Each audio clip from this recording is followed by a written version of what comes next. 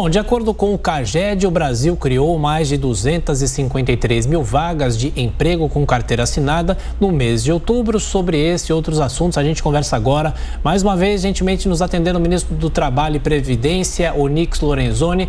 Ministro, obrigado mais uma vez por estar aqui conosco na Jovem Pan. Bom, de ontem para hoje, alguns especialistas avaliaram que, apesar dessa criação, há uma diminuição no ritmo de criação dos empregos. De que maneira é possível ler esses números que foram divulgados pelo CAGED? Bem-vindo mais uma vez. Bom, primeiro, um bom dia a todos. É importante lembrar que nós temos uma tendência ao longo deste ano de 2021 de crescimento, da oferta de empregos com carteira assinada no Brasil. Nós não estamos esquecendo daquela parte da sociedade brasileira que vive na informalidade, mas o CAGED trata do emprego formal. E como resultado do trabalho feito em 2020, que vai do auxílio emergencial, passando pelo BEM e também pelo PRONAMP, nós temos em outubro de 2021, então no intervalo compreendido entre janeiro e outubro, 2.645.000 novas vagas geradas no Brasil, e que, casada esta leitura com a PNAD contínua, que foi apresentada pelo IBGE ontem, demonstrando uma redução na taxa do desemprego de mais ou menos 1,6 pontos percentuais, demonstra claramente essa retomada da economia brasileira e o surgimento de novas oportunidades, particularmente dois setores que sofreram muito com o fecha tudo: o setor de serviços e o setor de comércio. Ministro, a pergunta agora de Cristina Grêmio. Cristina. Ministro, eu queria retomar uma polêmica recente envolvendo o Ministério do Trabalho, que foi aquela portaria tentando salvar empregos e evitar esse apartheid sanitário que está sendo implantado no mercado de trabalho, como se os vacinados fossem pessoas perigosíssimas para a sociedade e os não vacinados, e os vacinados, pessoas absolutamente livres de contrair Covid, o que a gente sabe que não é verdade. O PT entrou contra essa medida, alguns outros partidos também, os sindicatos apoiando a demissão de trabalhadores, o que é inacreditável. Cabe ainda alguma medida por parte do Ministério do Trabalho para salvar empregos? Bom, primeiro é importante dizer que ela foi reconhecida em parte e numa parte muito importante pelo Supremo Tribunal Federal, na decisão do ministro Barroso e também agora já nos 3 votos colocados pelos demais ministros. Ela ainda está em processo de votação, se não me falha a memória, vai até o dia 5 de dezembro a votação dos ministros sobre a liminar do ministro Barroso. Então, o que ficou consagrado? Primeiro, como nós dizíamos desde o início, estar ou não vacinado não é justa causa para demissão, porque ela não está contida na legislação que caracteriza a justa causa para a demissão. Portanto, qualquer empregador pode demitir a qualquer tempo, qualquer funcionário, desde que ele pague as parcelas indenizatórias. Então, a gente conseguiu frear esse consenso que se estava criando no Brasil, de que uma pessoa não vacinada poderia ser imediatamente demitida. Até a Prefeitura de São Paulo fez esta barbaridade. Bom, isso foi reconhecido pelo ministro Barroso. Depois, que há um conjunto de pessoas que não vai poder se vacinar, nem agora, nem na frente. Por quê? Porque as atuais vacinas, elas podem mobilizar nessas pessoas reações hematológicas que podem fazer com que essas pessoas tenham um trombo.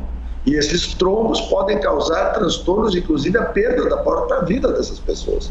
Então, esse grupamento de pessoas, uma vez atestados pelos médicos, elas não podem receber a vacina, não podem ser demitidas, a não ser que as regras sejam respeitadas.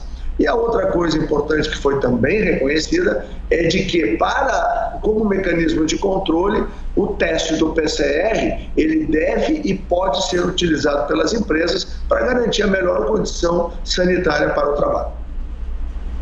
Agora, Amanda Klein.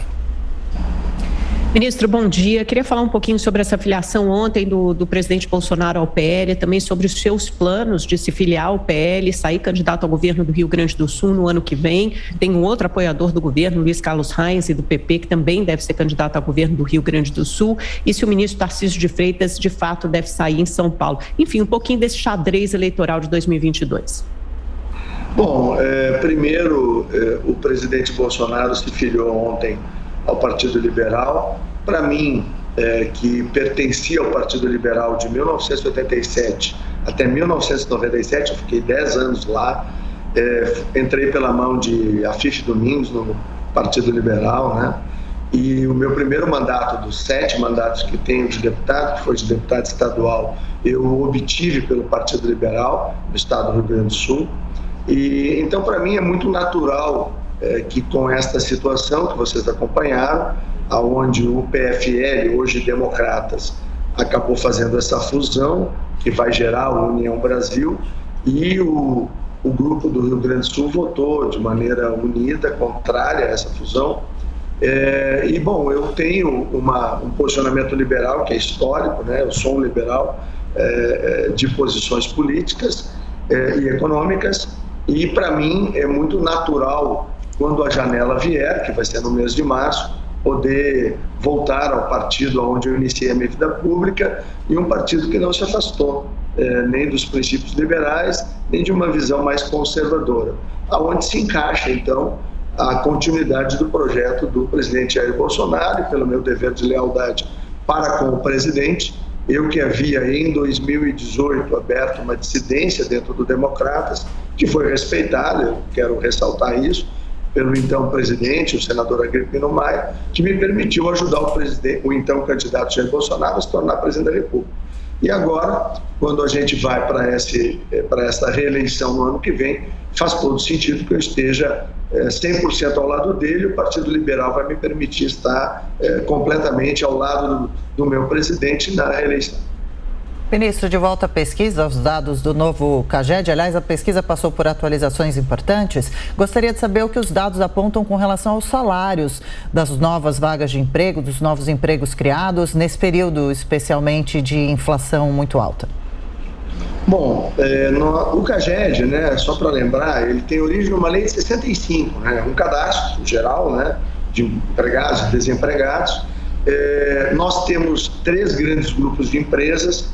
O terceiro grupo, que é o grupo das empresas que a grande maioria está no Simples, são empresas pequenas que não têm grande estrutura, inclusive de contabilidade, então demora para chegar as informações. Então, no ajuste que nós tivemos que fazer com essas empresas que chegaram dados ao longo de todos os 10 meses que nós analisamos, nós acabamos saindo de 2,5 milhões, que era o dado do mês de outubro, para 2.645.000, mesmo fazendo os ajustes, o que demonstra claramente que a tendência de crescimento na empregabilidade com carteira assinada no Brasil, ela é forte, ela é consistente, volto a dizer, fruto do grande esforço feito em 2021 nas políticas de estímulo à preservação de emprego no Brasil.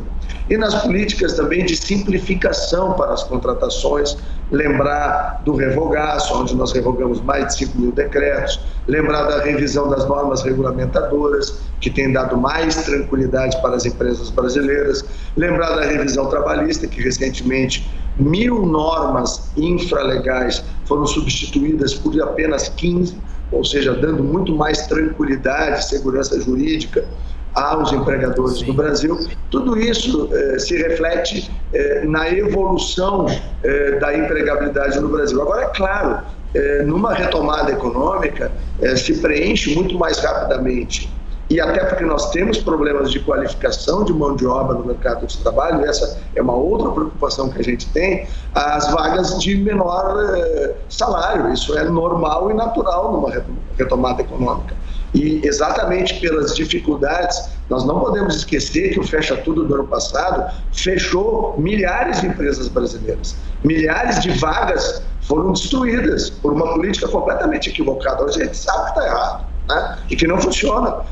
Bom, mas nós passamos por essa experiência. Havia quase um consenso no Brasil. As pessoas que se rebelavam contra o Fecha Tudo eram taxadas de pessoas que não queriam proteger o Brasil, que não queriam proteger a saúde dos brasileiros. Não é verdade. É que na miséria não tem saúde possível. Na fome não tem saúde possível, no desemprego não tem saúde possível. Então essa sempre foi a preocupação do presidente Jair Bolsonaro. Ele lutou contra a corrente. E hoje o que a gente está vendo é que tudo aquilo que a gente fez e aquilo que ele dizia se confirma não apenas no nosso país, em vários e vários países, né? Quando a gente olha a situação aí da Argentina, quando olha a Venezuela, quando olha a Bolívia, olha a Colômbia, olha México, e a gente vê a situação brasileira, bom, nós temos diferenciais. Por quê? Porque tínhamos políticas adequadas, tínhamos princípios e valores que foram respeitados e nós tínhamos um governo que foi coerente com a sua postura desde o início. Então, isso está fazendo a diferença para milhares e milhares de pessoas no Brasil. Agora, tem um outro olhar que eu sempre bato nessa tecla.